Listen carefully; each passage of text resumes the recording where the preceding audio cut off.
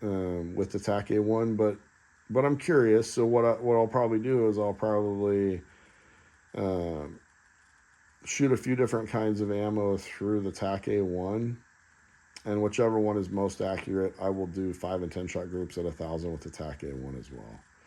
So hopefully we can do. I can put out videos um, doing all of that stuff that I just mentioned.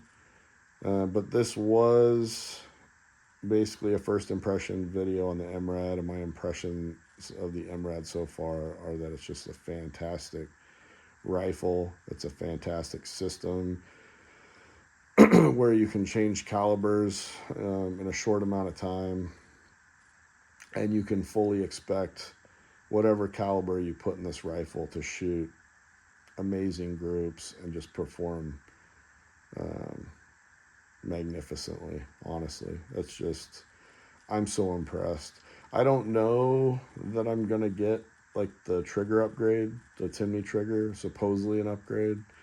The idea on paper of shooting a trigger that's lighter, that's 1.5 pounds instead of this 2 3/4, it sounds very appealing, but I mean, who knows what would end up happening.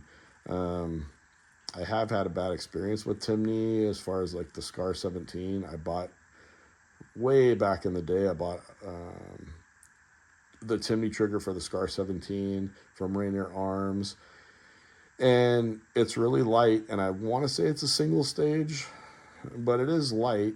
But the problem with it, and this I had seen videos on YouTube way back in the day where people were having light primer strikes shooting military surplus ammo. And sure enough, I had purchased all this German military surplus ammo from SG Ammo. And sure enough, I was getting tons of light primer strikes trying to shoot that stuff out of my Scar 17. So, um, yeah, I think what I want is anyone who sees this, if you have any ideas for shooting either the Delta 5 Pro, the Barrett MRAD in one of these calibers, the TAC A1, and maybe what other precision. So I do have two AR-10s that are getting fixed at the moment. I have a 6 millimeter Creedmoor.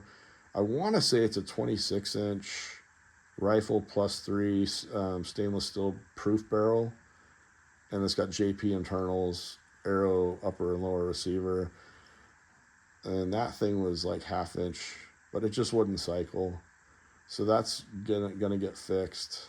And then there was a kind of a JP Supermatch barrel and 6.5 Creedmoor and the other AR-10 JP internals. Both of those have Arca rails on the JP handguard.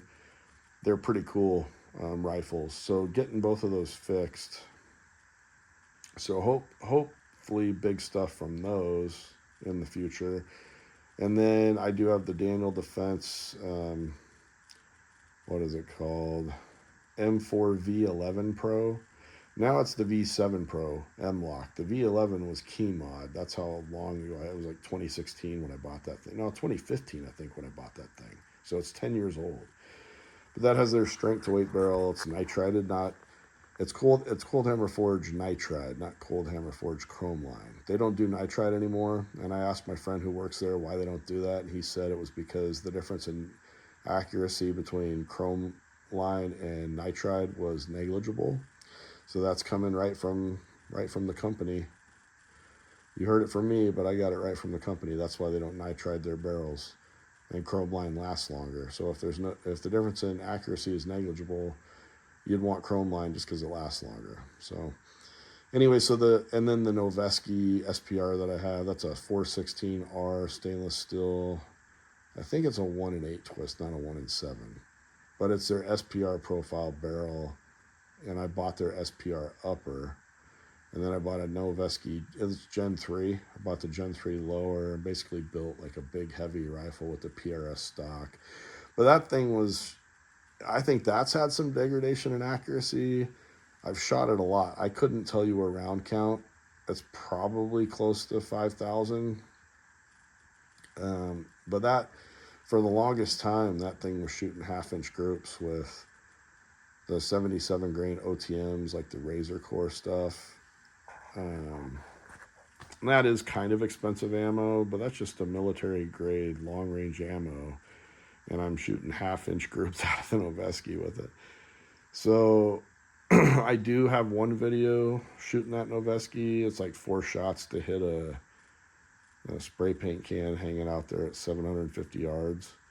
So that thing's super accurate. So if there's any of those rifles that I've mentioned that you want to see me shoot some kind of challenge or shoot some group size at a certain distance, or how many shots does it take me to hit this size target, throw some ideas out there. If I like any of them, I might give it a try. But again, MRAD, I bought it for $5,100 from Euro Optic. I love Euro Optic. I've bought a lot of stuff from them.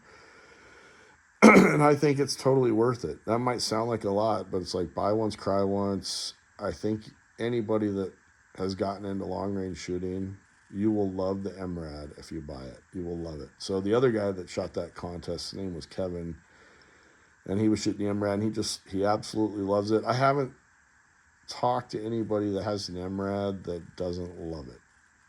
I absolutely love mine. Can't really think of anything else to say. I showed you guys the Pelican, kind of showed you what I had done to mine, which isn't much. It's just the Area 419 arc lock rail and the Hyperfire grip.